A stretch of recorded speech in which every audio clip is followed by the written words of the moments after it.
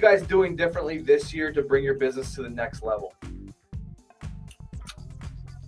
Just setting high targets. I mean, going public.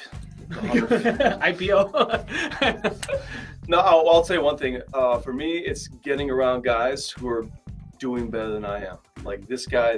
I mean, you know, again, your network is your net worth. That's a cliche, but it's 100% true. Surround yourself with a bunch of losers, you're going to be a fucking loser. So one piece of like, what, I mean, I'm down here. I mean, you're down here. You're down here. Like, there's a reason for that. It rubs off. Like you're talking about going to reload. That's a perfect example. Get around a bunch of winners. You can't help but it rubbing off on you, you know? So for me, it's setting higher targets, but that comes from just being around people who are just kicking my ass. That's so true. I think scaling, so what I've noticed by being around good people, and what you guys will notice when you see us at Reload, is that you get really good ideas. But what I've noticed is that we all have really good systems. Every single person standing here, including Dan, has good systems, right? And once you have a good system, it's really easy to duplicate and scale that system. So that's what I plan on doing over the next year, is just scaling what we've already created and see how we can do more and more. Make more offers, ask for the credit card more times. Honestly, do more lead gens. Yeah, that's where I'm at now. To me, like my biggest thing, if I look at it's so simple, and it goes back to that self-awareness exercise. Let's say you guys got one deal on the books. Let's say you got no deals, whatever. But we'll start with one.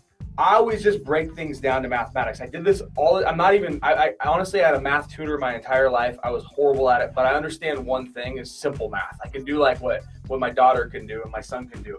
And it became really, really evident to me when I would talk to 10 people let's bring it back to the car business. I knew my numbers so well in the car business was, hey, if I talk to 10 ups, I could get 8 of them on test drives, and at 8, I could probably get 2 to 3 to buy the vehicle, right? So then all I focused on was that top line thing that I could actually control, which was the amount of people I was speaking to, the first person I was speaking to every day.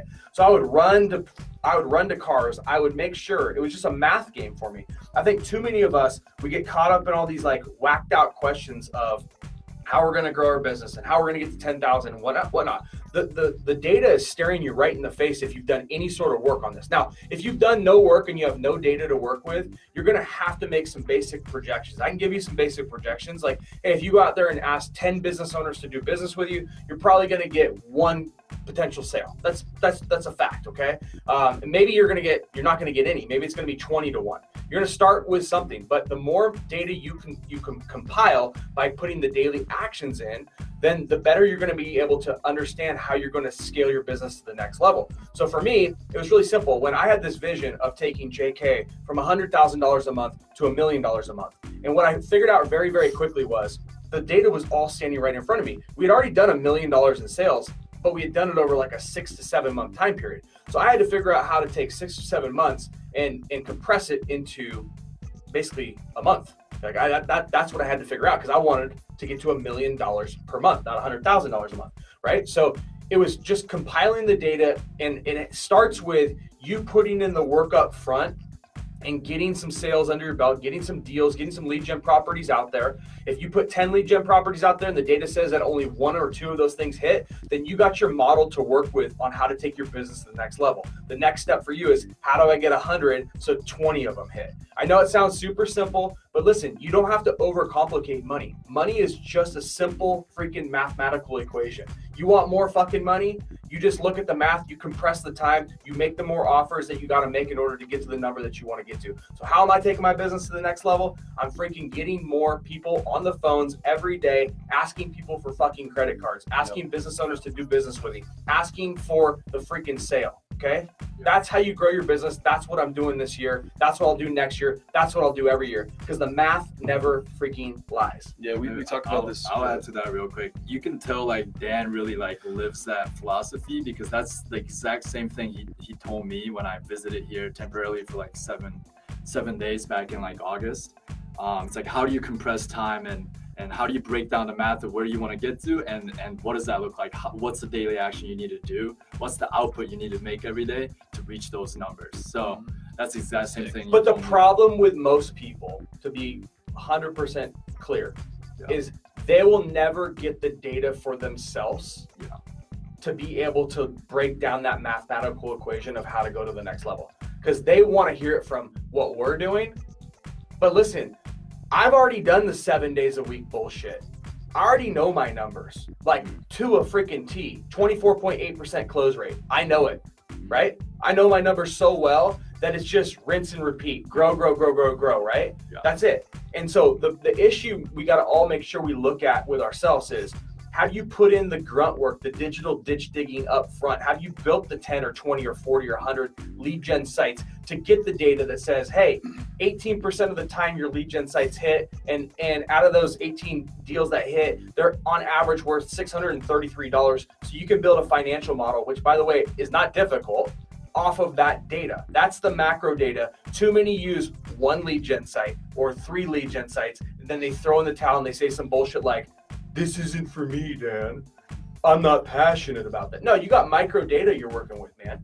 Yeah. You got to freaking get the macro data, and the only way to get the macro data is put in the freaking work. Yeah, I would say like when in doubt, if you're ever just super in doubt about this business or what you should be doing, if I could sum up everything I've learned from Dan, it's make more offers, AKA ask more business owners for money, like for more deals, and create more assets. Make more offers, create more assets, or own more assets. In other words, be building another lead gen site. You should always be doing one of those two things.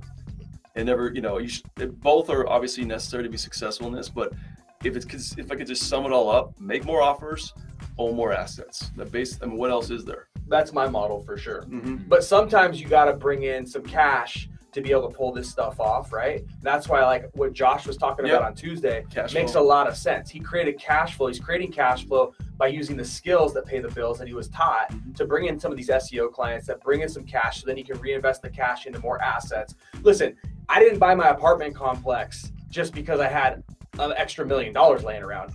I had to go out there and create the cash flow with other streams of income, other things, other skills that I already had in my back pocket, which is what you're saying. But I want to make sure people are understanding that, hey, if you don't have the cash flow, right? If you're in a situation where cash is tight, take these skills that you guys have learned here and get people to pay you for the skills. It's no different than any other skill in life. You know how to do heart surgery? Guess who pays you? The hospital to go do the heart surgery. You took the skill to make some money, and guess what the heart surgeon does? I talked to one on the phone today. He wanted to buy my apartment complex. He goes, hey, I take my heart surgeon money and I buy assets with it, so I have passive income so I can freaking retire and let those things work for me. There's no different for what we're doing. Even if you're playing at the lowest level of income right now, you guys can take the model and take exactly what we're saying. Take the skills that pay the bills, get cash flow, take cash flow, buy assets, create assets. I like digital assets. I also like physical assets, but I like assets. And then make more offers every day to keep that cycle going and just keep rinsing and repeating.